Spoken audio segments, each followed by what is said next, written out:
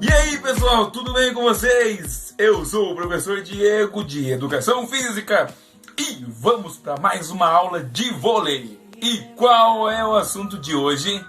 Hoje vamos falar de rodízio. Mas o que é o rodízio? O rodízio é a rotação obrigatória dos jogadores de vôlei em todas as 6 posições da quadra. Existem 6 posições na quadra de voleibol.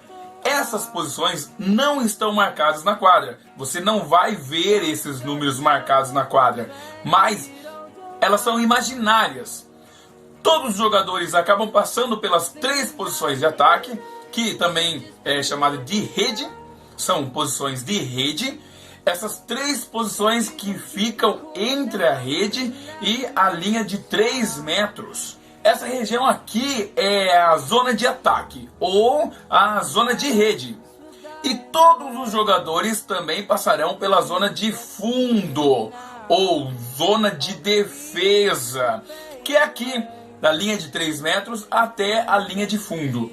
O rodízio também define a ordem dos sacadores de cada equipe a cada set. É definida a ordem de rotação no início do set. E essa ordem vai definir também a ordem dos sacadores. É necessário seguir a ordem do início até o fim do set. Agora partimos para as posições de rodízio. Como eu já tinha dito, temos 3 posições para cada zona. A posição 2, localizada do lado direito da rede, que também é conhecido como saída de rede. E por que saída de rede? Porque no momento do rodízio, o jogador que está ocupando essa posição, ele sai da rede para ir para o fundo. Então, quando ouvimos um narrador dizer que o jogador atacou pela saída de rede, ele está se referindo ao jogador desta posição, da direita da rede. A posição 3 é a posição central da rede. E a posição 4 é a posição do lado esquerdo da rede, também conhecida como entrada de rede, porque é a posição onde o jogador entra em aproximação com a rede. Temos também as 3 posições de defesa. A posição 1, que é a posição do sacador, né? Ele sempre estará na posição 1. A posição 6, que é no centro da zona de defesa. E a posição 5, que é do lado esquerdo, no fundo da quadra. Então precisamos gravar que essas posições são fixas, elas não mudam de lugar. E como funciona a ordem de rodízio? A ordem de rodízio dos jogadores é definida no início de cada set. E essa ordem não pode sofrer alterações no decorrer do set.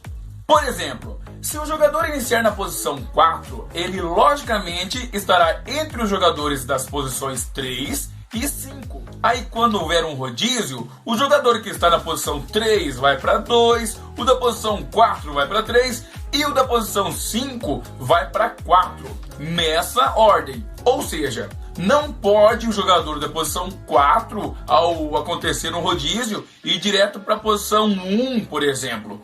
Todos os jogadores terão obrigatoriamente que seguir o sentido de rotação, posição a posição.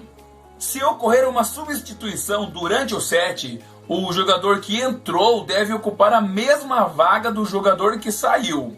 Por exemplo, se o jogador que está na posição 6 for sair, o que vai entrar deve obrigatoriamente ocupar a vaga 6 também. E em que momento um rodízio é realizado? Toda vez que uma equipe recebe um saque adversário e consegue marcar o ponto, a equipe deve realizar um rodízio entre os jogadores.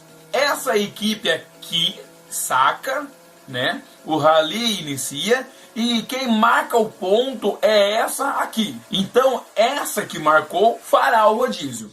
A equipe não fará rodízio quando marcar ponto em um rally que ela mesma tenha iniciado sacando. Entenderam? Vamos agora ver como é feito o rodízio. Cada vez que a equipe obtiver o direito de rodízio, cada jogador deve se movimentar de uma posição a outra no sentido horário. Mas lembre-se, uma posição por rodízio. E vocês sabem o que significa sentido horário? Vamos entender. Toda vez que olhamos um relógio com ponteiros, seja de pulso, seja na parede, seja onde for, ele estará se movimentando nesse sentido. Se você tiver um relógio com ponteiros aí perto, corre buscar, eu espero.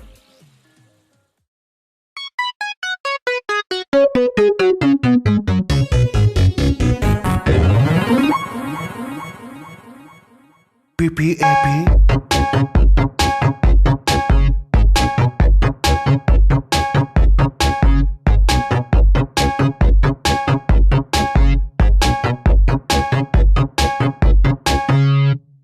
I have a pen, I have an apple,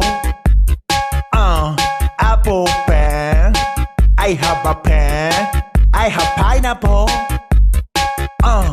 pineapple pen, apple pen, pineapple pen, pen pineapple apple pen.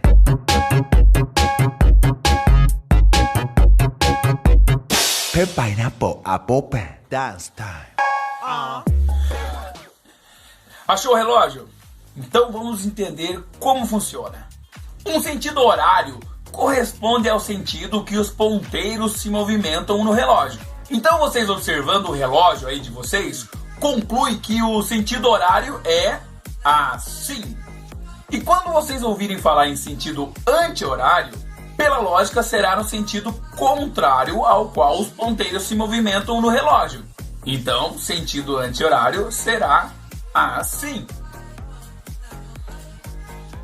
Pois bem, no caso do vôlei, o rodízio é realizado em sentido horário. E agora vocês já sabem como funciona o sentido horário, né? Quando acontecer o rodízio, o jogador que ocupar nesse momento a posição 1 obrigatoriamente será responsável pelo saque, até que haja um novo rodízio. Se o jogador sacar e sua equipe pontuar, ele sacará novamente. Enquanto sua equipe estiver marcando pontos em ralis, começados pelo seu saque, mais saques contínuos serão realizados por ele, até o momento que a outra equipe pontuar. Aí a outra equipe realiza o rodízio e saca, e assim segue dos dois lados. Vocês sabiam que existem faltas de rodízio também? O rodízio é obrigatório no vôlei. E se é obrigatório, então precisa seguir regras também. E se ele fugir das regras, uma falta é marcada. Vamos ver como acontece. Se a equipe acaba de ganhar o direito de sacar e precisa antes fazer o rodízio, pela regra de rotação, é o jogador da posição 2 que deverá ocupar a posição 1 e realizar o saque.